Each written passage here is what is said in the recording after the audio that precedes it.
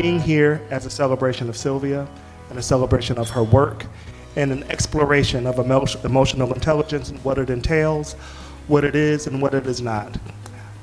She's been very successful in being able to put together a blueprint and a pathway of experiences and anecdotes of things that we can use in our everyday lives that can allow us to apply and acknowledge emotional intelligence in a very accessible way, in a very comfortable way that resonates with everyday people. So without further ado, our esteemed author, Ms. Sylvia.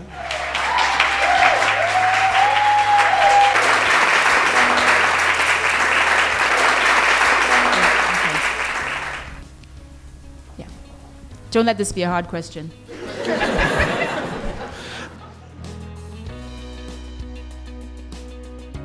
I think this encapsulates my definition. It's this idea of, you know, we have to be more in tune with how others are feeling and what others need, right? And so I define it simply as, you know, how aware are you of your emotions in any given moment?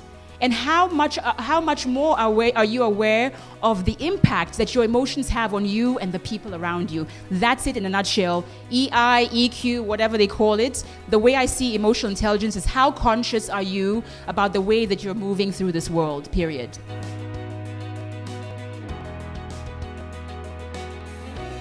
Emotional intelligence is the strongest predictor of performance and the deepest driver of personal and professional excellence. So at the end of the day, I think we all work with people who are masterful and technical and really savvy at what it is they do on a daily basis. But sometimes they completely lack the ability to work with other people. We all in this room know what it's like to be around people that we absolutely enjoy being around, don't we? You could probably think of 2 or 3 people in your friend circle that when you see their number pop up on your phone, doesn't matter what you're doing, you're gonna answer it, right? But how often do we stop to think about what it is about that person that makes them so enjoyable to be around, right? We don't think about it, it's just there. Oh yeah, so-and-so, Olivia is just cool. But have you sat down to think about what is it that makes her cool? You know, aside from a pretty face, you know, what else is there that makes her cool? She's a warm, I'm teasing. I thought that was a compliment. I guess it wasn't very emotionally intelligent.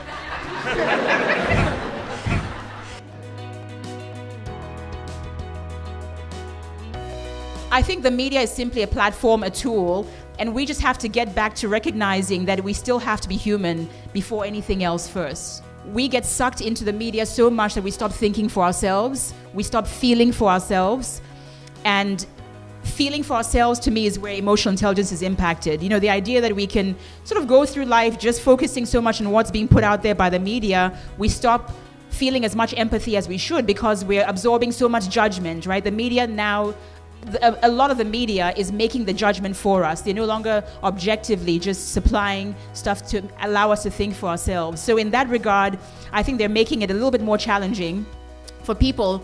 But it means we need to step up our level of emotional intelligence and really think for ourselves, feel for ourselves, and look objectively at everything that's being put out to us. There is massive room for all of us in this country to raise our level of emotional intelligence, period. All of us, even those of us who think we're Mother Teresa, walking around, you know, with more empathy than the law allows, right? I think we can all just step up our level of emotional intelligence and really challenge ourselves to dare to care more, you know?